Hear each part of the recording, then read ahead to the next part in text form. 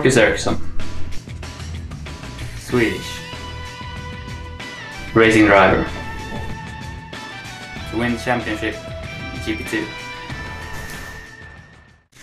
Something I was thinking about last year was that racing drivers never get ill. In skiing you often hear that, wow, he won't be competing this today because he's has got the flu or having a cold, and I thought that you never get ill, but we saw that you do get ill at Imola last year. How is it driving when you have had stomach problems the night before? Yeah, I mean, it's for some strange reason. Like in Imola is a good example. The night before we were going to do practice and qualifying, I was really feeling bad and was throwing up all night and couldn't sleep, and it was just completely a big mess. And I was thinking, there's no chance in the world that I would be able to drive the next day.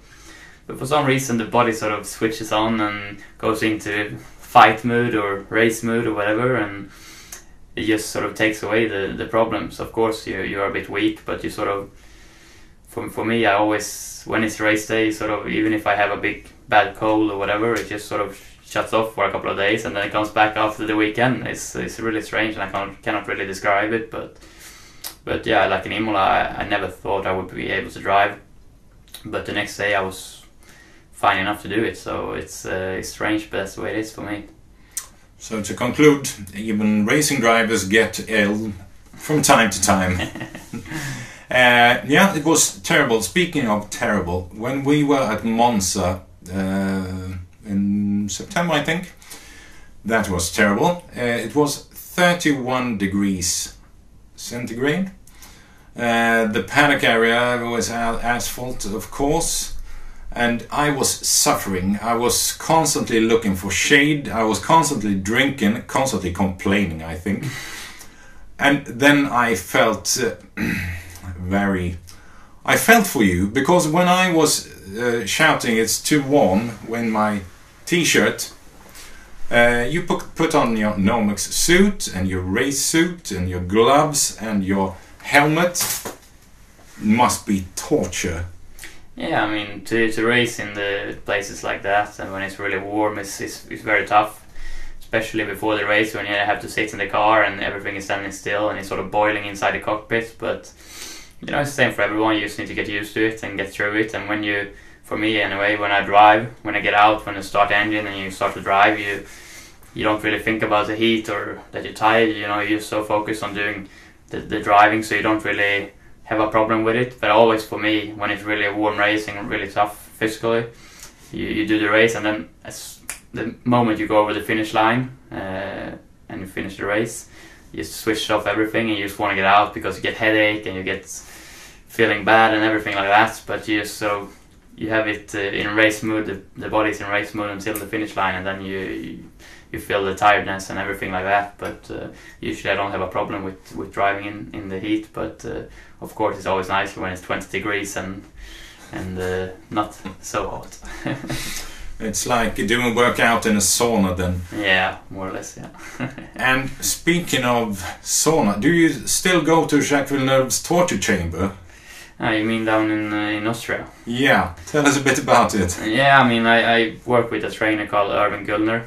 He worked with Jacques Villeneuve all these years in Formula 1. So I work with him still, and I'm going to go see him soon again and prepare myself for Malaysia. We do a lot of training there. With heat training, so we have the bicycle in the sort of a big box where you put on the heat and humidity and all the stuff, and we do some other things for the neck and a lot of good training. And he's a really good guy and helps me a lot during the seasons to be fit and ready for the races. So you're paying to be tortured then? Yeah, that's a good thing. Sounds good. Kimi Räikkönen will be good, back in Formula 1 this year, and he has a reputation to be rather tough on the material, while you are said to be very kind to the material.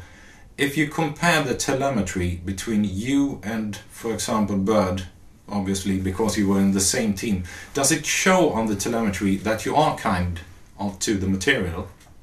Yeah, I think you can see that I have a very smooth driving style. A lot of people say I'm quite similar to Button, very smooth, and that's good for the tires, and you have a lot of positives, but also, of course, sometimes you need to be aggressive, and that's then good. But I think it's important to learn to be able to do both, be able to be smooth and be able to be aggressive when you need to. For example, Sam was a very aggressive driver and always 100% and pushing really hard, and he was a lot harder on the tires, but also he was having easier in the qualifying to get the most out of the car. So it's positives and negatives with both, but for sure I have a quite smooth driving style and need to work on to be a bit more aggressive in the qualifying to get everything out of it in one lap. Yeah, we're looking forward to you being very aggressive. Just during qualifying, then you will do your excellent starts again. This season will be great. Could you run us through 5 qualities for a really good racing driver? You need to... first one is easy, you need to be fast. Yeah, good one. That's one. You need to be having a good technical understanding. And you need to be able to give good feedback to your engineers. You need to be able to be very strong mentally. That's 4, I think. And you need to be in physical good shape. So that's 5. That's okay. Good. Is that good enough? Yeah, that's good enough. And of course, you have them all 5, right? Of course. Good. I would like to add another 6th then. Is that it's not bad if you're good with media. No. And when I saw you in the beginning, I thought you had been media trained by your mother and father since you were born. But for some it's natural, for some Finns it's unnatural. Yeah, I mean, it's important that you're good with media and you're good with your sponsors when you do events and stuff like that. And that's something you learn when you're doing it. And I've never really been trained, to be honest, but you sort of you learn by your mistakes, and you learn all the time when you do more and more stuff. So that's something that at the moment I have a really good communication with the media in Sweden and stuff like that. So that's really important for the profile and everything. And I'm torturing you with these interviews. We're passing now 43 minutes. I think we will cut this one in multiple parts. Yeah, I think so, yeah. No one will be able to watch it if it's 43 minutes. No, they will be asleep. Wake up, people. Could you say what's the worst part of the job? Apart from that everybody thinks that they could do it equally if they just had the chance. I don't know, I love what I'm doing, but of course it's tough sometimes when you're traveling all the time and you spend a lot of time on the airports and hotels, and sometimes it's quite boring, you have flights everywhere all the time, and the travel is not always nice, but as I said, I love what I'm doing and I wouldn't change it for anything. So. And what's the best part of the work? It's that you are able to do something that you love to do. You drive a racing car and you do it for a living, and that's the best thing. And also that you go around the world and meet a lot of people and see a lot of places. That's great. But how much do you see of these places? Because when I go and follow you, I don't see a thing. Barcelona, I've been there 2 times, I haven't seen nothing of it. No, I mean, you see a hotel and a racing track, but yeah. No, but you still, you get the feeling of the country and the place, and it's good fun. What would you be working with if you were not a racing driver? Good question. Probably house painter with my dad. Stay on. Or no, ice hockey player. Ice hockey player, then? Yeah. Goalie in the Örebro team. Örebro? Yeah, of course. That's the best team in Sweden. Not National Hockey League. You will do with the Örebro. No, I will be in Örebro. Never leave. How do you prepare, let's say, the last 30 minutes before a race? I will listen to music. Maybe first I go through everything with my engineer. That's usually a bit earlier than that. But maybe you have some last thoughts that you go through with the engineer. And then just, I would like to be with myself and just listen to some music and just focus and think of the race. Simulate the start in your head and the race, you think of everything, and you go through in your head the whole race sort of thing, and just be in your own world and just focus and not speak to too much people, and that's sort of what I do before the races. I think everyone have a different sort of feeling on how to do it, but that's for me. So what's the music you're listening to? Something very aggressive?